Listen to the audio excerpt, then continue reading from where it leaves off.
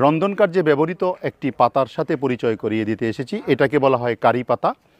কারি পাতা যদি আপনার তরকারিতে ব্যবহার করা হয় তাহলে তরকারির স্বাদ অনেকাংশেই বৃদ্ধি পেয়ে যায়। এছাড়া এটি একটি ঔষধি গুণসম্পন্ন উদ্ভিদ।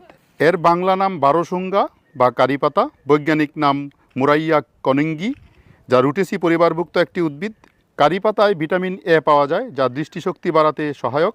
এই পাতায় হাইপোগ্লাইসেমিক বৈশিষ্ট্য রয়েছে, যা রক্তে শর্করার মাত্রা নিয়ন্ত্রণ করে। খালি পেটে এর পাতা চিবিয়ে খেলে হজম শক্তির উন্নতি ঘটায় এবং কোষ্ঠকাঠিন্য, অ্যাসিডিটি সহ পেটের সমস্যা থেকে মুক্তি দেয়। এই পাতায় অ্যান্টিফাঙ্গাল এবং অ্যান্টিবায়োটিক বৈশিষ্ট্য পাওয়া যায়, যা অনেক ধরনের সংক্রমণ প্রতিরোধ করে। এতে ইথাইল অ্যাসিটেট, মহানিম্বিন এবং ডাইক্লোরোমেথেনের মতো পুষ্টি উপাদান রয়েছে, যা ওজন কমাতে সাহায্য করে। কারি পাতার যেমন রয়েছে ঔষধি গুণ, ঠিক রসনাবিলাসের ক্ষেত্রেও এর গুণের কথা বলে শেষ করা যাবে না।